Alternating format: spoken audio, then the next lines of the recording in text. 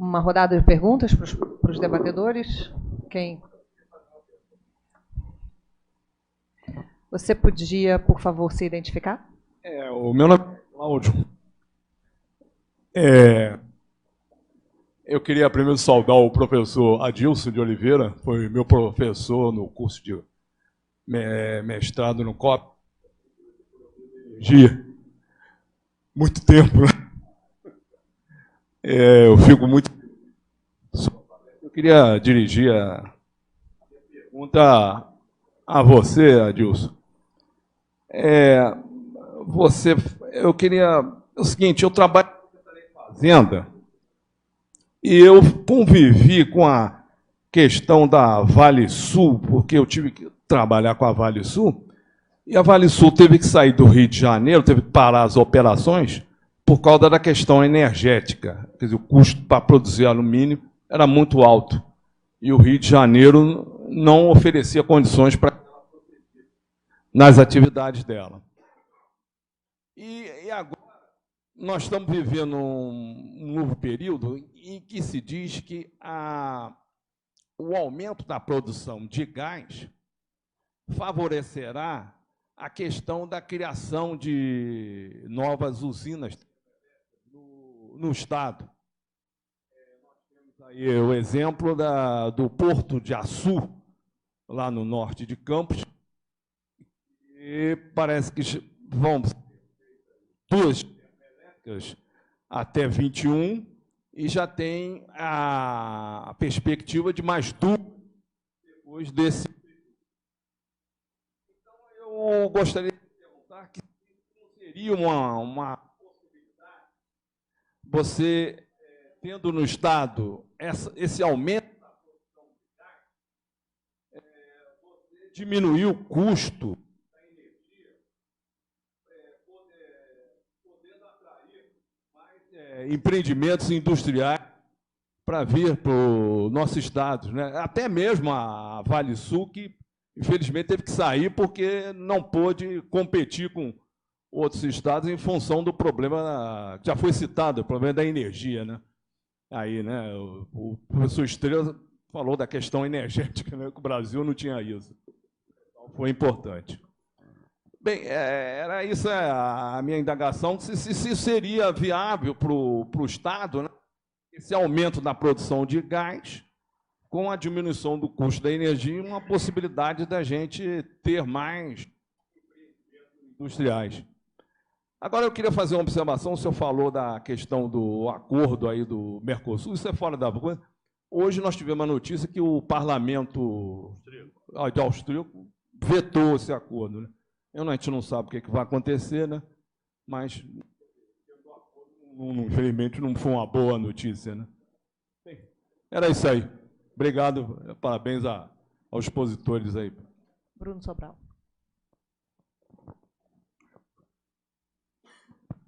Alô? Bem. Alô?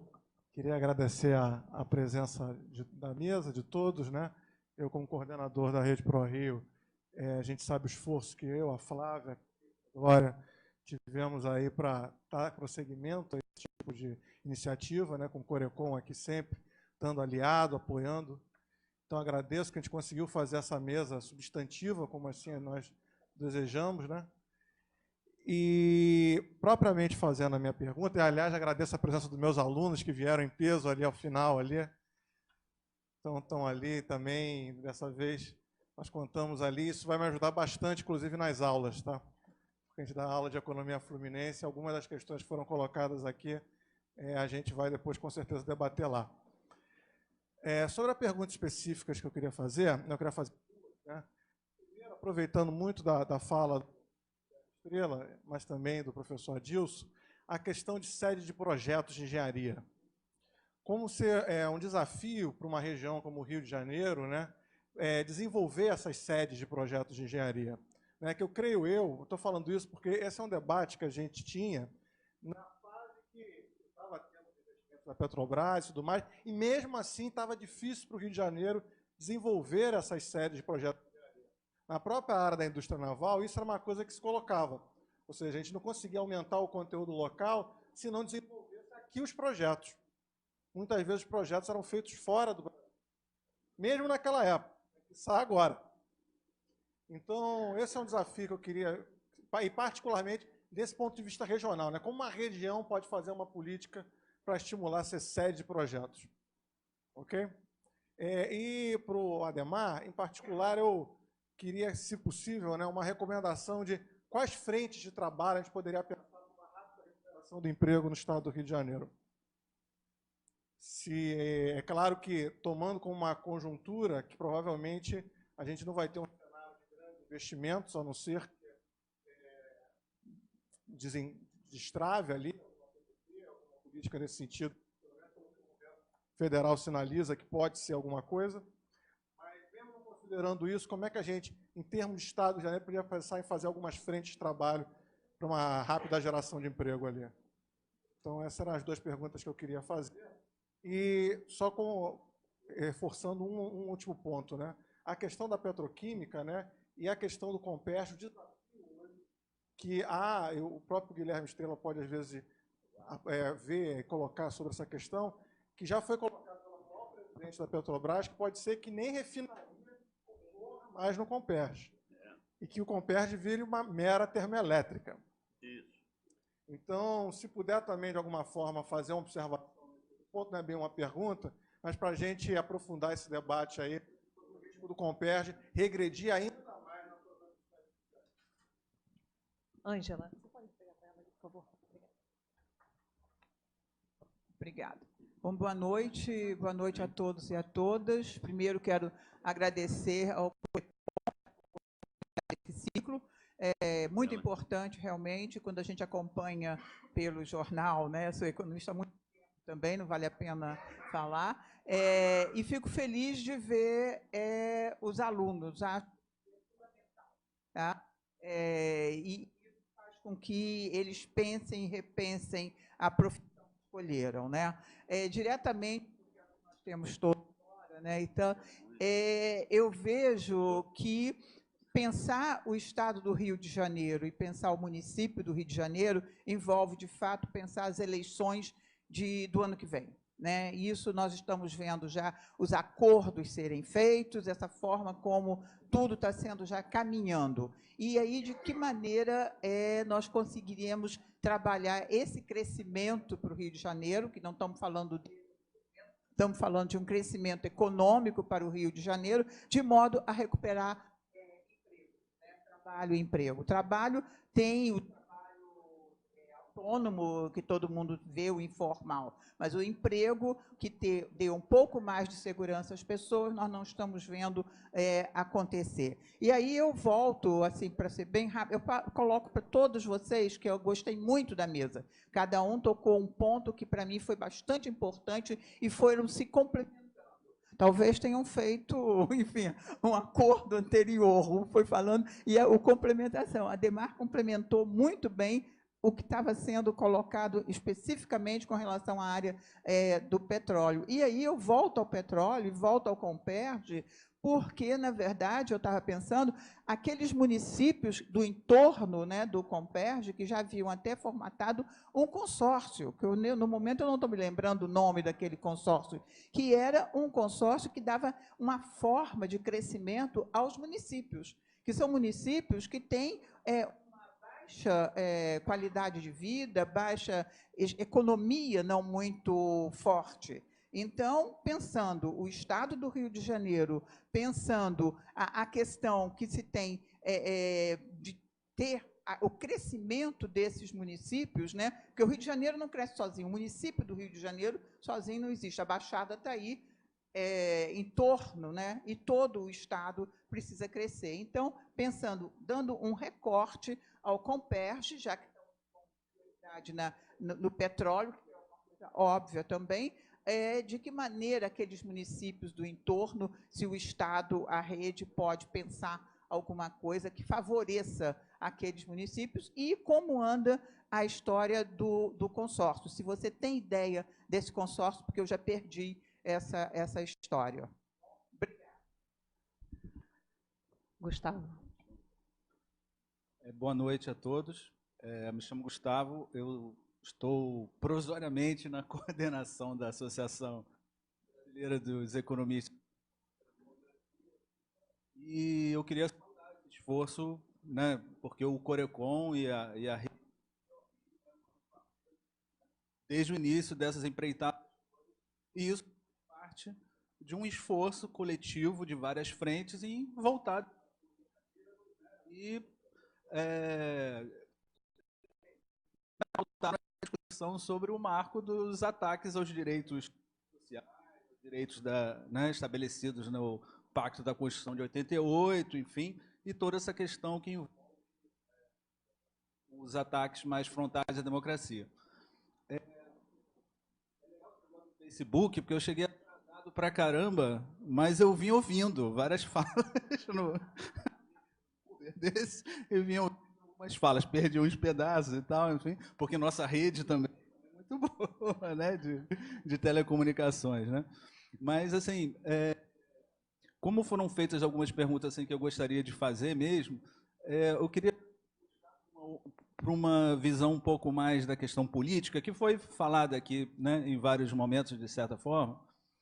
Mas, assim, agora que eu estou tendo mais interação com o governo do Estado, eu fico muito preocupado, né, porque se a gente teve nós históricos, né, nesse marco de poder do Rio de Janeiro e tal, não sei o quê, né, e agora a gente está num momento de uma gestão completamente diferente, né? Uma gestão que chegou ao poder sem ter um projeto muito claro de proposta do que fazer com o Rio de Janeiro, né? E a gente sente um batimento de cabeça dentro do governo do Estado, né? Que deveria ser justamente esse motor que tenta chamar os setores, chamar os segmentos, chamar as cadeias produtivas para fazer um debate, né, sobre possíveis no curto, médio, longo prazos, né, do ponto de vista do desenvolvimento econômico do país.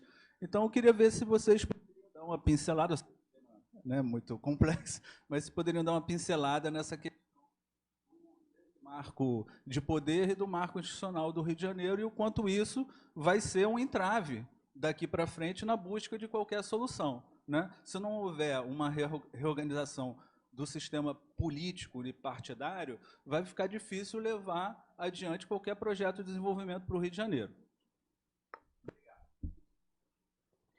Então, vamos passar a palavra para os debatedores e aí depois a gente faz outra rodada se tiverem perguntas.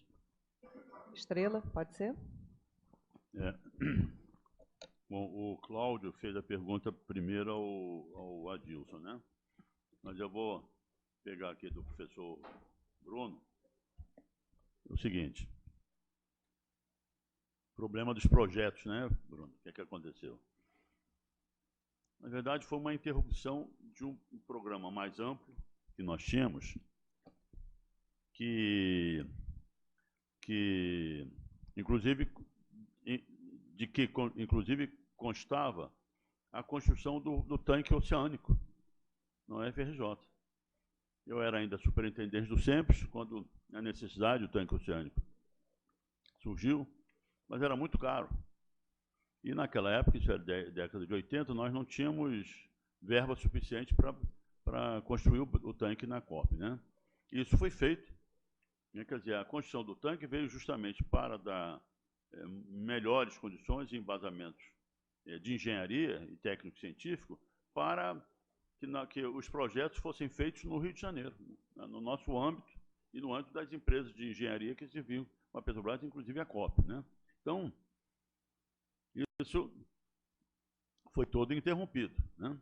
E no momento atual, quer dizer, quando você tira a operação única da Petrobras, aí é que está. Por que a Statoil, que hoje se chama...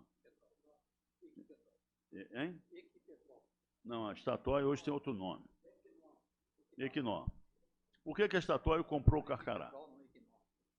A Statoil comprou o campo de Carcará porque o Mar do Norte acabou. E a Noruega tinha construído um parque de empresas de engenharia e de fornecedores de equipamento gigantesco, extremamente competitivo. Então, ela precisava de empregar não só essa mão de obra, mas suas empresas de engenharia. e comprou Carcará. Né? Então, quando você tira a Petrobras de operadora única, você abre e diminui e até anula o conteúdo nacional, você joga para a engenharia estrangeira nos países de origem dos operadores. A Total não vai utilizar empresas de engenharia brasileiras. Inclusive, já tem uma grande empresa de engenharia localizada no Brasil. Né? Ela vai utilizar o Instituto Francês do Petróleo, o seu instituto de pesquisa na França. Então, quando você tira a Petrobras de operadora única, você libera a contratação pelos operadores nos seus países de origem, ou em suas empresas, as empresas dos seus países de origem, que estejam eventualmente localizadas no Brasil.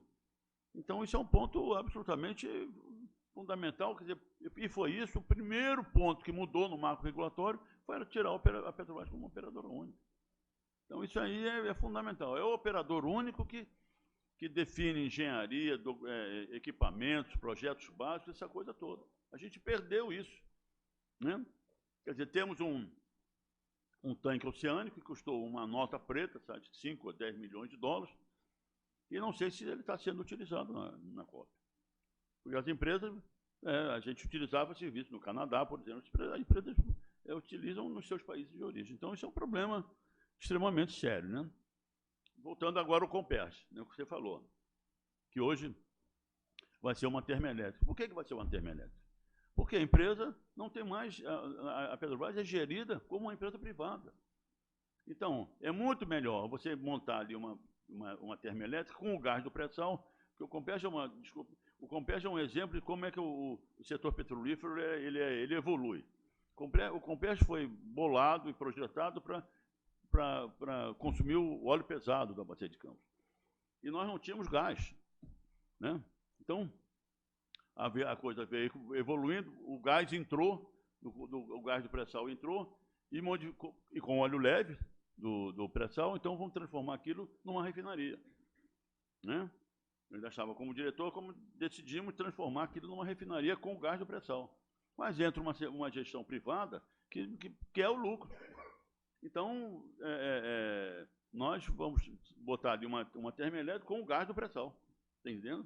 E isso é importante porque é uma coisa importante. Porque quando você. O que está acontecendo, quer dizer, a privatização exige que nós pratiquemos preços internacionais no Brasil, preço de importação. Porque senão o camarada não vem, o investidor estrangeiro não vem investir no Brasil, sabendo que a Petrobras, agora, que esse negócio desse aumentou a gasolina. Nós somos exportadores de petróleo e aumentou a gasolina e o diesel no Brasil. Porque a desnacionalização da economia dá nisso, a gente transforma o Brasil numa dependência, né, de padrões de mercado estrangeiro. Tá? Então, tudo isso está dentro de um contexto que só nos prejudica, como nação, principalmente o Rio de Janeiro, como você falou, no negócio do Comperj e o negócio dos projetos de engenharia. Nós estamos numa situação que o problema das plataformas. Né? As plataformas no Brasil tinham que custar mais caro mesmo. A indústria naval parada há 30 anos. E tem o seguinte, você não, são investimentos intensivos em mão de obra, e o pessoal em Singapura e no Golfo Pérsico utiliza mão de obra semi-escrava, de paquistaneses no Golfo Pérsico e de malaios em Singapura. Você não compete, é 30% de mão intensiva, 30% do custo é quase mão de obra, 25% a 30%. Você não vai competir. Então, a competitividade, isso aí a gente discutia muito, tem que ser em bases iguais, em bases, enfim, em parâmetros, em condições iguais, porque senão você não vai competir com esses caras. Então, tem isso. Agora, no centro de tudo, só para terminar, é a transformação da Petrobras de uma empresa estatal numa empresa privada. E acabou. Né? A atividade mais lucrativa não tem preocupação com o emprego, não tem preocupação com... A atividade mais lucrativa, já que o gasoduto já está chegando lá, com muito gás que o pré-sal tem, né? E vamos queimar gás para termos uma termoelétrica. Agora, a dona Ângela aí, né? É a mesma coisa, Ângela, é a mesma coisa. Quer dizer, aí que está. Para uma empresa privada, ela não está preocupada se o Compércio vai ser isso ou aquilo. Ela quer tirar o maior lucro no menor prazo de tempo possível. Está entendendo? Essa que é a coisa que eu posso me adiantar aqui. Peraí. Adilson? Desculpa, tem o Gustavo. Essa tua pergunta, Gustavo, tem uma abrangência, quer dizer, marco de poder e marco institucional do Rio de Janeiro. Quer dizer, a reconstrução dessas relações de poder institucional no que diz respeito à gestão do Estado é um negócio que isso foi desestruturado. Reconstruir isso nessa nova realidade que a gente tem, que é uma realidade, inclusive, que você não está entendendo, você mesmo diz, é uma complicada, com diversos interesses e uma falta de foco. A gente não sabe qual é o foco do governo federal, está entendendo? O único foco que a gente tem é o seguinte: a abertura total do mercado brasileiro para preços internacionais, condição essencial para ele trazer investimentos estrangeiros para o Brasil.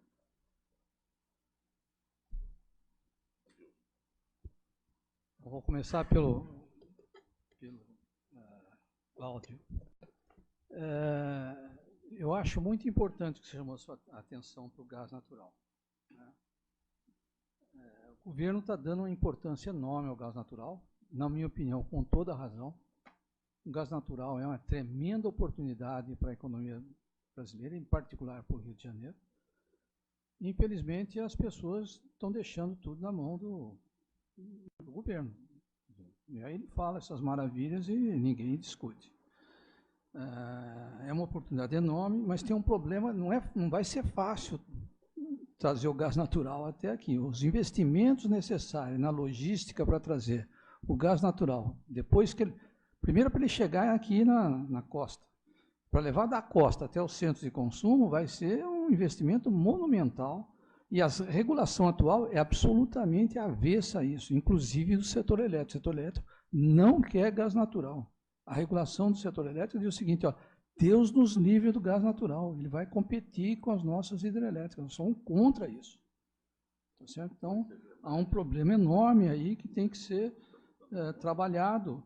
E eu tenho, talvez, uma boa, má notícia. É a seguinte: esse tema está me ocupando muito do meu tempo atualmente. Eu estou trabalhando bastante nesse tema, então estou até propondo a criação de um ciclo de estudos na UFRJ sobre o gás natural para o ano que vem, e que eu espero que venha acontecer, para a gente tirar da mão do governo federal e trazer para cá, para o Rio de Janeiro. O Porto de Açu é uma oportunidade enorme, você tem razão, e os caras perceberam isso, né? E eles vão fazer a térmica e vão imediatamente colocar uma planta industrial do lado para poder escapar do sistema das distribuidoras. Eu acho que é muito importante a gente trabalhar isso, e eu gostaria de chamar a atenção para um fato que o elitismo da nossa universidade. A nossa universidade acredita que a pós-graduação é a coisa mais importante que foi feita pelo governo Geisel, e é importante, não estou diminuindo a importância da pós-graduação, mas a graduação é muito mais importante que a pós-graduação. É a graduação que a gente tem que investir na graduação. Aliás, devo dizer que a nova reitora da UFRJ partilha essa ideia, que é a razão pela qual eu estou bastante otimista com relação a isso. Não existe pós-graduação em graduação. O ensino é um processo contínuo e a gente tem que investir massivamente na graduação. Na graduação é que tem que ser trabalhado. Então, eu chamo a atenção que os alunos da graduação é que tem que ser trabalhados pela gente. A gente tem que trabalhar, esquece a pós-graduação. A pós-graduação anda por suas próprias pernas. É a graduação que tem que ser trabalhada. E fazer os alunos trabalharem sobre os temas do Rio de Janeiro na graduação é a tarefa central hoje dos professores das universidades brasileiras, do Rio de Janeiro em particular.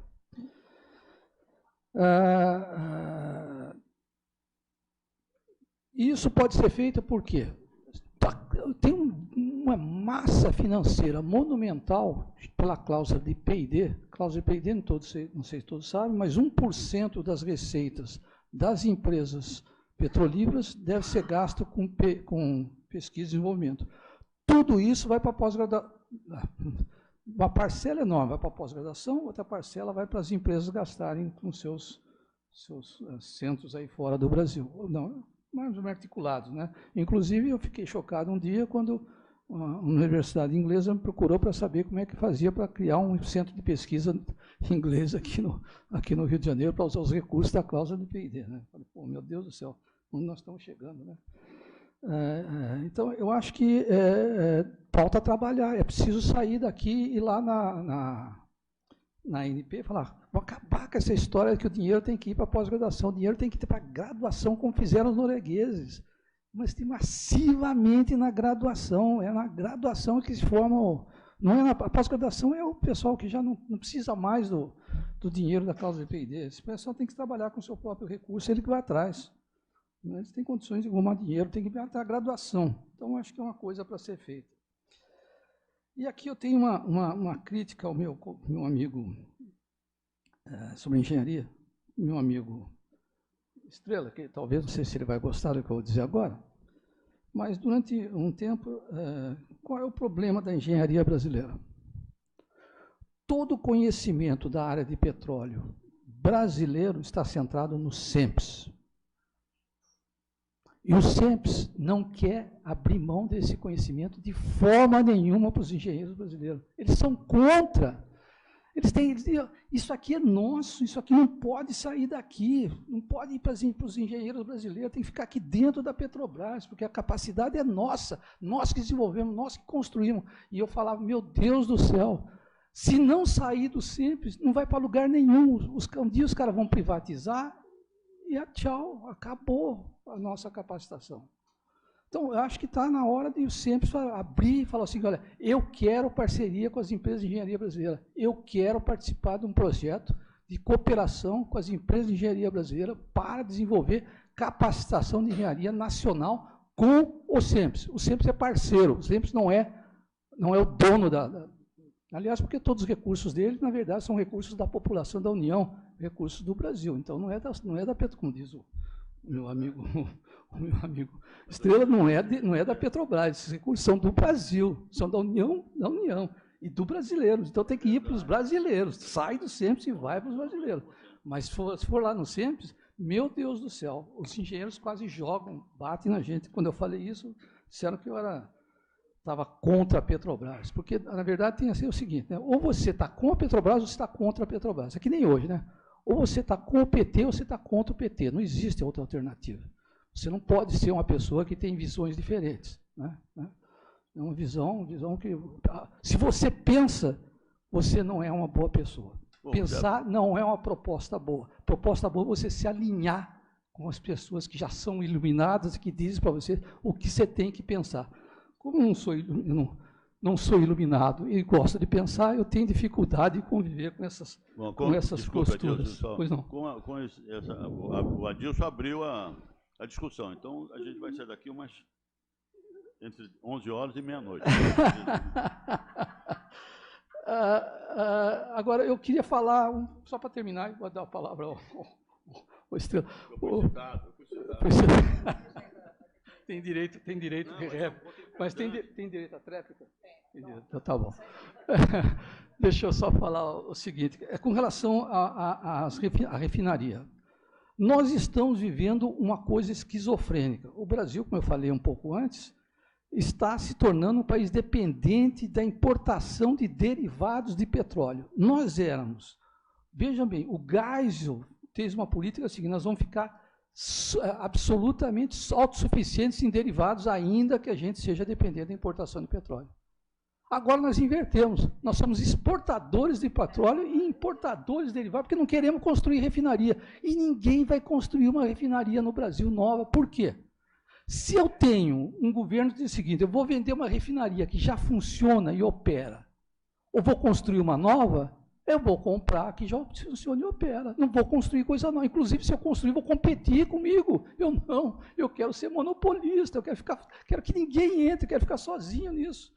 E o governo diz o seguinte, não deixa a Petrobras construir, não constrói, ninguém constrói, não vão ficar cada vez mais. 25% dos derivados brasileiros já são importados. Uma coisa, se você falar isso para um inglês, para um francês, que eles importam 25% dos derivados dele, num momento como esse, ou um americano, ou qualquer país, um chinês, vamos falar só do lado de cá, vai falar, pô, esses caras são loucos. Então, de repente, dá um corte no suprimento, não de petróleo, de derivados de petróleo, e não vão ficar com tudo parado aqui, com filas para poder comprar diesel, gasolina, porque não tem capacidade de importação.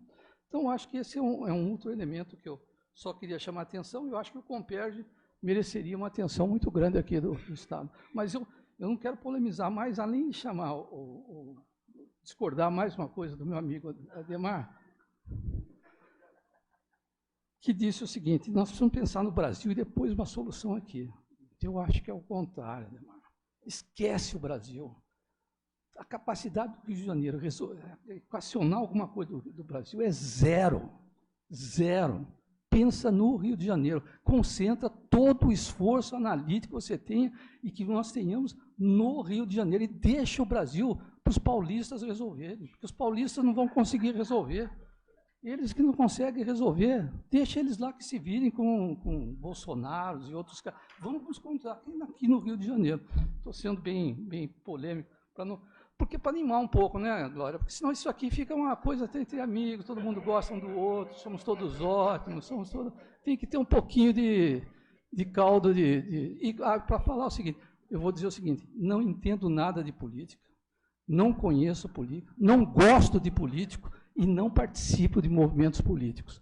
Então, eu sou uma pessoa extremamente ruim para participar dessas coisas. Eu gosto mais de fazer a minha atividade, que é pensar, refletir e produzir conhecimento. Ponto. Obrigada, Dilson.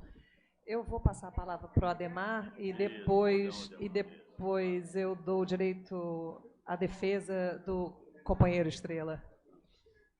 Tá bom. Bom, eu quero começar para complicar ainda mais a coisa que o Adilson falou ali, que além dos derivados, se a gente fizer um acordo comercial com os Estados Unidos, vai entrar etanol também. Porque a primeira coisa que eles querem enfiar é etanol de milho.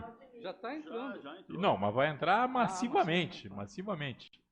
E é subsidiado lá, né? Então. Mas os usineiros vão peitar Não, de onde menos se espera, às vezes não sai nada mesmo, né? Mas, enfim. E eu queria aproveitar para responder logo ao Adilson, antes que eu esqueça. Eu não falei que o Rio vai resolver a questão nacional. Não. Eu falei que eu acho impossível pensar uma saída para o Rio de Janeiro sem que se resolva a crise nacional. Agora, acho que isso não basta. Por isso a gente tem que pensar também nas especificidades do Rio de Janeiro. Né? É isso que eu coloquei e eu continuo pensando isso. Entrando aqui nas perguntas que fizeram, a questão do Bruno, a coisa, fraqueza é transformar fraqueza em força, ou seja, temos toda uma infraestrutura para ser montada. Então isso daí é capaz de gerar emprego. Agora, como que você financia isso? Aí estamos amarrados na crise nacional. Botaram lei de teto de gastos, botaram lei de responsabilidade fiscal, botaram uma série de coisas e agora pode vir a mudança da legislação de distribuição de royalties e participações especiais, que pode complicar ainda mais. Né? Nós estamos aqui no meio de um programa de recuperação fiscal, não é isso? Quer dizer, só estamos administrando minimamente porque não estamos pagando dívida nesse momento. Né? No momento que você tiver que pagar dívida, se tiram a tua receita, então também não adianta você pensar muito como fazer se lá estão cada vez mais tirando dinheiro. A crise tira dinheiro, essas políticas de fiscalistas te tiram dinheiro, e também haja criatividade. Né? Agora, se você tiver uma capacidade mínima de investimentos, eu acho que você tem toda uma infraestrutura para ser montada. E isso é, digamos, onde você tem uma resposta mais imediata do ponto de vista de emprego, que é capaz de dar vida a quem está na CTI nesse momento, né? Através de um programa de recuperação de gasto público que responde imediatamente do ponto de vista de emprego. Agora, com essas restrições nacionais que você tem, é muito difícil você pensar como é que equaciona isso. Por isso que eu digo, tem que combinar, pensar questões locais com algumas questões nacionais que têm que ser resolvidas. E uma é essa de como é que você faz para financiar algumas dessas coisas. Você desativou. É engraçado, né? O estado que o pessoal fala mais enquadrado desde a época do Fernando Henrique nas regras federais é o Espírito Santo, né? O Espírito Santo é considerado um grande exemplo. Lá você não desmontou o Banco de Desenvolvimento Local, não desmontou o Banco Público Local, você garantiu toda a capacidade de financiamento. E é sempre o exemplo nacional de ajuste. Né? Está fazendo dever de casa, o Espírito Santo é um grande exemplo. Continua com Bandes, continua com Banestes, tudo o sistema financeiro local, a gente não tem nada. Tem que pensar em como é que remonta isso para financiar desenvolvimento local. Então, eu acho... Agora, não é simples, indo para a questão que o Gustavo estava colocando também politicamente. Por quê? Porque os políticos pensam com prazo de um mandato. Né? Talvez menos do que isso, porque tem o processo de reeleição. Então, na verdade, pensam com 3 anos. Né? E você já, há algum tempo no Brasil, começou um ciclo que é, no primeiro ano ajusta, depois começa lentamente e no terceiro ano termina o governo, porque já está em campanha, ainda mais quando tem reeleição. Porque você, além do que, introduziu a história da reeleição na época do Fernando Henrique, aí você criou, digamos, teoricamente o governo de 8 anos, mas na verdade são 2 governos de 3 anos, né? Quebrados por um ano que você fica fazendo campanha. Então eu acho que se não tiver uma discussão do ponto de vista da sociedade organizada, do que projeto de futuro você quer, você fica muito refém. Se você chega em qualquer lugar, você vai perguntar, é muito engraçado. Eu fiz uma pesquisa sobre municípios há 30 anos atrás, sei lá. Quando você chegava e perguntava nos municípios o que os caras achavam importante do ponto de vista de desenvolvimento local, todo mundo olhava no retrovisor. Você chegava lá em Friburgo, aí tá a hotelaria, né?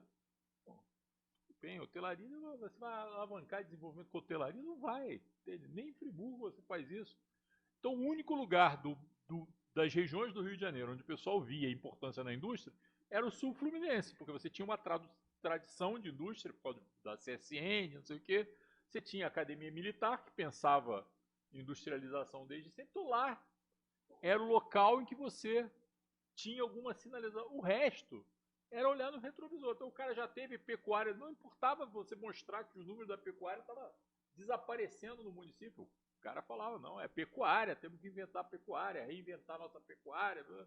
O outro que tinha tido café em 1920, não, a nossa vocação é café, mas que café vocês plantam aqui?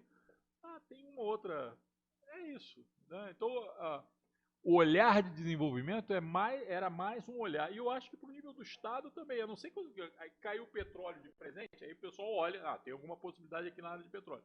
Mas se não, aí fica olhando o retrovisor, não olha para frente nas possibilidades. E eu acho que quem tem a capacidade de fazer isso somos nós.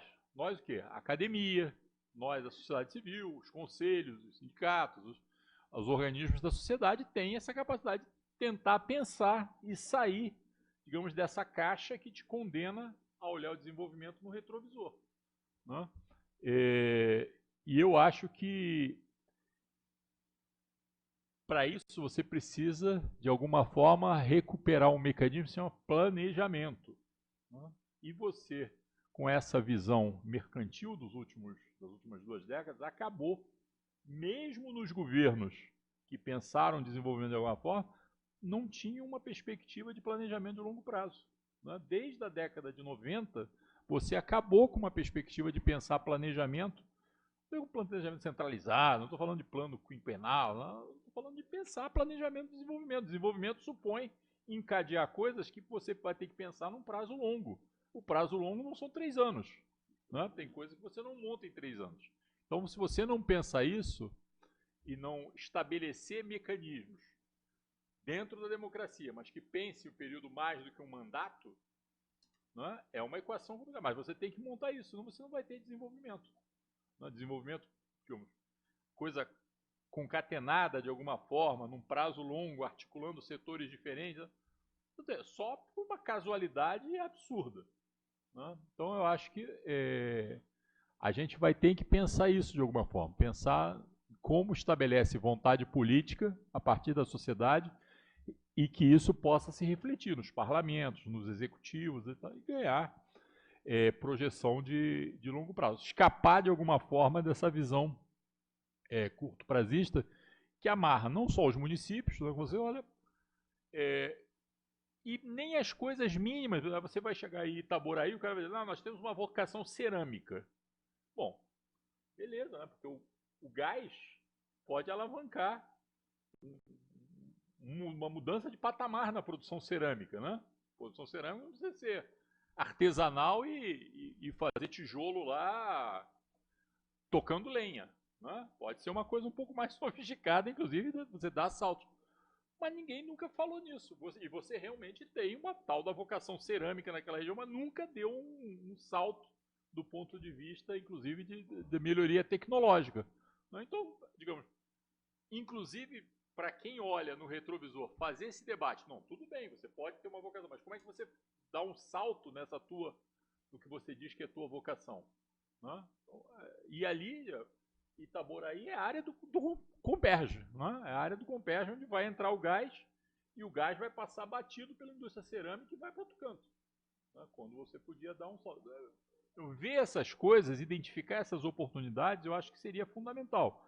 E isso daí é feito, de novo, com estudo, com capacidade de articulação, que a gente não está tendo, não é? Com sociedade civil fazendo essa discussão e identificando essas oportunidades, com investimento em pesquisa, com uma série de coisas que tem que apontar para o prazo longo, porque no curto prazo você é refém do que você está habituado a fazer, né? E não consegue escapar disso aí. Digamos, os políticos que estão preocupados com razão do ponto de vista deles, é o métier deles, né? Então, e como é que ganha a eleição seguinte e tal, esse processo de acúmulo de poder, mas isso não pode, digamos, obstaculizar a sua capacidade de olhar para frente, né? Então acho que a gente tem que, de alguma forma, tentar dar esse salto, de alguma forma que exige uma articulação, que é uma articulação com as organizações da sociedade existentes, né? Senão você não passa por aí. Bom, é isso.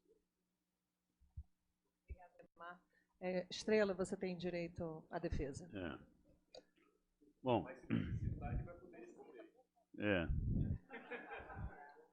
bom, eu queria pegar num ponto que a dona Ângela aí citou, que eu considero importante. Eleições de 2020. Eleições municipais de 2020. Isso é uma coisa importante, porque as prefeituras, elas são geradoras de emprego, de oportunidades de emprego. Eu vejo lá em Friburgo, né? Então, é isso mesmo, nós temos que levar essa discussão de geração de empregos, porque é na prefeitura, é no município que se dá a vida do cidadão. Ele pega ônibus, ele tem um filho na escola, essa coisa toda. Claro que a dimensão nacional, estadual e nacional são fundamentais também, mas o que ele sente mesmo na veia é ali, e o desemprego, né?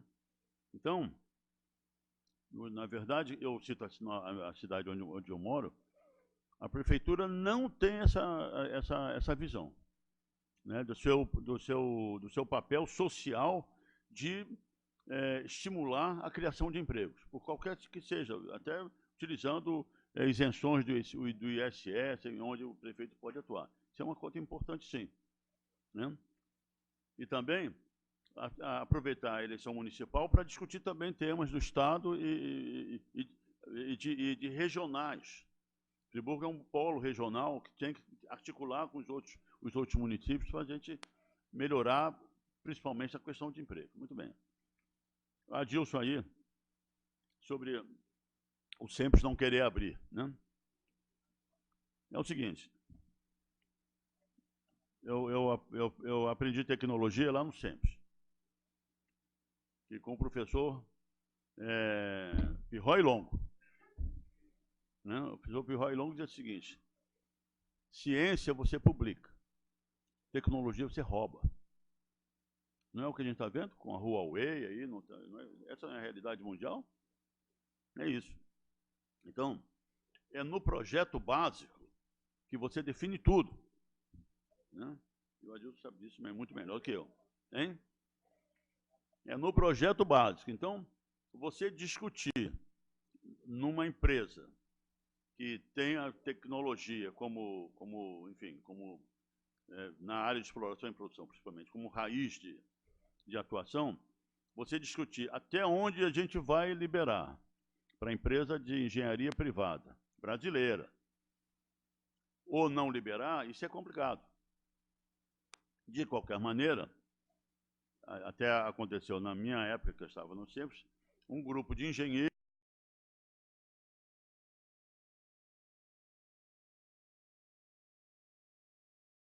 empresas chama-se Kentec, pois surgiram com o surgimento do pré-sal, e que trazia a possibilidade de projetos, de muitos projetos a longo prazo. O que é que fez? Venderam a Kentec para Siemens. E foram lá dizer, não, agora nós estamos formando uma nova empresa. Eu digo, como? Quer dizer, vocês vão formar uma nova empresa para venderem novamente? Vocês que estão ricos? E foi o que fizeram. Venderam a Kentec para Siemens, do Brasil. Né? Quer dizer, toda aquela tecnologia que a gente compartilhava com a Kentec foi vendida, foi repassada para Siemens. Muito bem. Então, esse problema sempre esteve na mesa. A Adilson tem razão. Sempre esse negócio esteve na mesa da gente, não é brigando, mas a gente discutindo com a... Tem uma entidade de empresa de engenharia, né? Não me lembro mais o nome dela. Mas é um problema delicado, porque até onde você vai ou até onde você não pode ir no que respeita a informações críticas do ponto de vista tecnológico. Né? E aí, só para terminar, o negócio do Compete. O pré-sal tem muito gás. Pela primeira vez na história da energia brasileira, nós temos uma descoberta de petróleo com muito gás. Muito bem. Não é só isso. É um gás rico em matéria-prima petroquímica e de fertilizantes nitrogenados. Então, o pré-sal carrega em si esse benefício lateral, que é uma gigantesca oportunidade para nós. Quando nós mudamos para a refinaria do Comperj, a parte petroquímica, que tinha sido a parte que dera origem ao projeto do Comperj, nós dizemos, então, vamos fazer a refinaria, mas continuar com a unidade petroquímica básica, lá no Comperj. Isso foi abandonado. Quer dizer, quando você, novamente, a tecla que eu bato sempre, a gestão privada da companhia, da Petrobras, transformando, saindo de uma empresa estatal para uma empresa privada, isso para aí não é problema dele. Ele vai queimar gás com o conteúdo petroquímico de fertilizantes. Então, aí entra no que o Ademar falou, quer dizer, isso tudo está dentro de um... O pré-sal veio dar ao Brasil, como já falei, a base fundamental para nós termos um projeto de nação. Não é mesmo? Porque o pré-sal, diferentemente da bacia de Campos, sabe, Flávia, que a gente descobriu um campo hoje, e aí daqui a 2 anos descobrir outro campo, o pré-sal não. O pré-sal não tem poço seco. O pré-sal é petróleo para 50 anos. Você tem uma base energética, você pode fazer o planejamento, sabe, de a longo prazo. Ele veio da escala. Você não vai acabar. Nós, em cada navio nosso, nós temos 3 turbinas aeroderivadas. Vão ser necessárias mais 30 plataformas. Então, são 100 turbinas. Porque cada turbina, nós nem fazemos a manutenção das turbinas aeroderivadas no Brasil. Com o fim da Selma, que o Fernando Henrique fechou em Petrópolis, que era da Varig, né? A gente ter que mandar as nossas turbinas para a Escócia, para fazer manutenção na Escócia. Mas você tendo uma demanda de 90 a 100 turbinas, por que não obriga as empresas que ganharem as concorrentes pelo menos a construção de um parque de manutenção no Brasil? Então, o pré-sal veio dar isso, veio da escala a longo prazo, para um planejamento de país. Entendeu? E isso tudo, aí é que está. Aí cada um tem a sua interpretação, uns dizem que é teoria da conspiração, outros dizem que está vendo chifre em cabeça de cavalo. Aí que está, existem interesses não brasileiros, para os quais um país como o Brasil, que é o quinto país do mundo em extensão territorial, se fizer a Amazônia Azul, é o segundo país. É um país que é o mais rico em recursos minerais. Vai ser o maior produtor de alimentos. Tem os 2 maiores aquíferos subterrâneos do mundo. Né? Esse país, o Kissinger já disse, não quer um novo Japão no hemisfério sul, em relação ao Brasil. Esse país integrado com um planejamento a longo prazo é um país que vai incomodar geopoliticamente mesmo. Ainda mais unindo-se com China, Rússia, Índia e África do Sul. Aí tornou o caldo mesmo. Né? Então é isso. Então era isso. Mas não sou professor, não. O professor é Adilson. A minha pergunta é a seguinte: do próprio petróleo, né? A utilização dele, porque o discurso agora do governo é que o petróleo, eles fazem a comparação com a Idade da Pedra, né? Quer dizer, a Idade da Pedra acabou porque não é que faltasse pedra. Eles dizem que o petróleo vai acabar, quer dizer, a importância do petróleo para a atividade econômica deve acabar daqui a 20 ou 30 anos. Não é por falta de petróleo, vai ter petróleo, mas ele será substituído por novas tecnologias. Isso. Eu estive vendo agora, por exemplo, a Toyota está lançando um automóvel que eles chamam híbrido. Isso. O automóvel ele funciona, é elétrico e flex.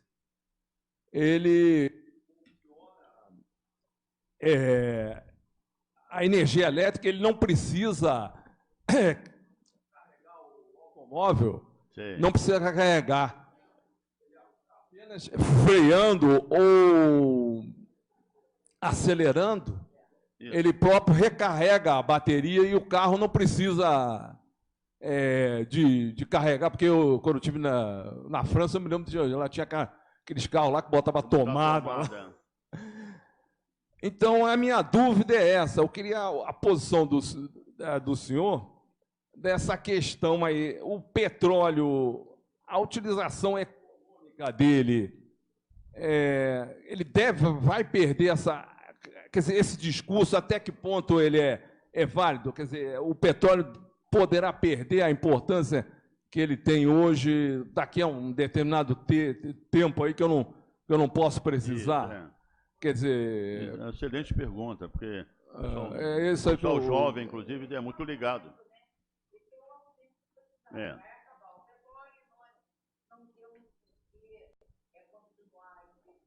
Isso. Pois é. É o seguinte, a matriz energética mundial hoje tem 60% de petróleo e gás natural. Quase 20% de carvão. Ainda. Quase 20% de carvão. E 10% lá, alguma coisa, de combustíveis alternativos. Então, o que nós estamos tratando aqui é de energia. Energia que sustenta extensos, gigantescos complexos industriais em todo o mundo. Nós não estamos tratando de um automóvel está entendendo? De que vai transportar alguém, uma família. Nós estamos tratando uma sustentabilidade a longo prazo de sistemas industriais nacionais que brigam geopoliticamente pelo protagonismo mundial. Isso se chama energia. Então, aí o que é que faz? Os Estados Unidos, que é o representante maior e que consome 30% da energia mundial, o que é que faz? Se retira do protocolo do Acordo de Paris. Por quê? Porque ele quer energia. Ele sabe que a energia é a sustentação principal do seu protagonismo mundial. Né? Porque aquele problema lá do Oriente Médio, ele gasta $1 bilhão por dia de manutenção de uma esquadra ali, de um porta-aviões atômico, essa coisa toda. Muito bem. Então, petróleo e gás natural vão ser ainda, durante algumas décadas, pelo menos até 2050, e nenhuma agência e instituição que estuda a substituição dos combustíveis fósseis pensa diferente. Pelo menos até 2050 será o principal insumo energético, ainda que os outros, a energia alternativa entre e aumente. Mas é o seguinte, com 7 bilhões e 300 milhões de habitantes, dos quais 1,5, 2 bilhões não tem acesso à energia, quase não tem acesso à energia, o mundo hoje consome 100 milhões de habitantes, consome 100 milhões de barris por dia. Vai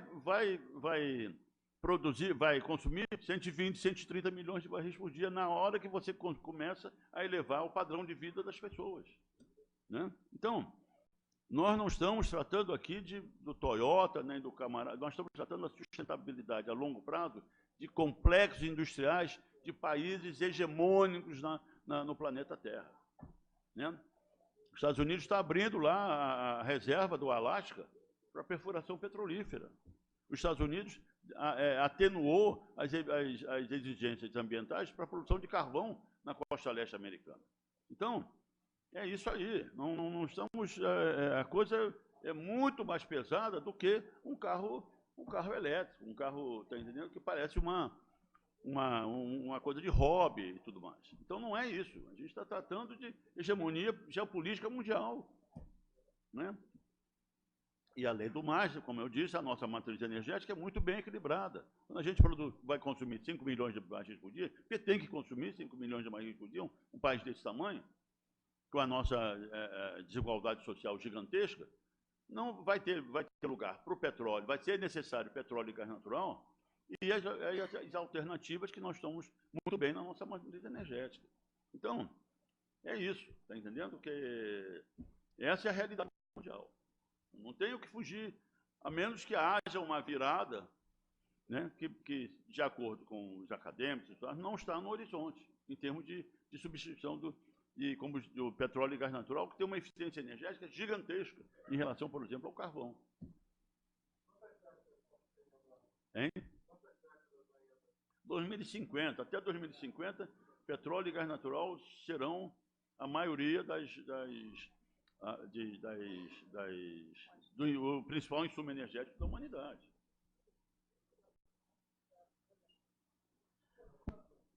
Você pense no seguinte, para você mudar a matriz energética mundial, você tem que mudar toda a estrutura de transporte do mundo. Tudo que você tem de transporte. Você imagina o que significa você sair do automóvel e todo mundo andar de patinete. Quanto tempo você acha que vai demorar para as pessoas deixarem de andar de automóvel para andar de patinete? Isso é 2100, não tem ilusão, pô. É claro que vai acontecer, mas vai longe. Eu como geólogo, eu vou falar uma coisa aqui que vocês, por favor, mantenham dentro das devidas limites do que eu vou falar. O planeta Terra, quer dizer, eu não vou ser, como diz um ministro nosso, que o aquecimento global é coisa de comunista. Não chego a esse ponto. Mas o planeta Terra, nós aqui do Rio de Janeiro, outro dia estava lá na Universidade Federal Fluminense, fui falar sobre a Baía de Guanabara. Há 8.200 anos atrás não havia Baía de Guanabara. Macacu. Já tinha nego perambulando por aqui. O planeta Terra está num período de aquecimento mesmo, né? Há 8.000 anos atrás, o nível do mar estava 50 metros mais baixo, porque as calotas polares eram imensas. O nível do mar estava 50 metros mais baixo. A Baía de Guanabara, que tem 47 metros em profundidade de massa, estava imersa, meu amigo. Então, nós estamos há um incremento, depois da primeira Revolução Industrial, com a utilização de combustíveis fósseis, indiscutivelmente que há. Mas a participação de combustíveis fósseis ainda é discutível. Existe a participação, mas o tamanho dela é discutível. A ONU, há um mês atrás, disse, olha, um dos principais fatores do aquecimento global é a agricultura. com o desflorestamento absoluto que aconteceu. Imagina, a urbanização. Na primeira Revolução Industrial, nós tínhamos 80% no campo e 20% na cidade. Hoje, nós temos ao contrário, 20% da população mundial está no campo e 80% na cidade. Então, é a urbanização, o desflorestamento e a agricultura. Tudo isso está contribuindo também para aumentar a taxa de crescimento da temperatura. Mas que é um fenômeno geológico, é um fenômeno geológico. Bom, pelo adiantado da hora, eu acho que a gente... Oi, desculpa. Não, Desculpa, não ouvi. Não, acho que não. Desculpa, eu falei. Não, eu acho que é importante isso. A última fala do Estrela é importante. Eu também concordo plenamente que as mudanças climáticas é um fenômeno relevante. Aliás, eu acho que a gente tinha que trabalhar esse tema com muito mais profundidade no caso brasileiro. Agora, a transição do petróleo para... É um processo longo, não é um processo... Né, não dá para ser feito... Porque mudar toda essa infraestrutura existente em 5, 10, 15 anos é inexequível. Então, por isso que eu falei, a ideia de andar de patinete é muito agradável, muito simpática, mas não para a minha idade, né, evidentemente. Né? Andar de patinete é muito arriscado para mim. Eu prefiro andar mesmo não ando de Uber também, porque eu tenho horror de Uber. Não ando de Uber. Tenho horror desse negócio novo.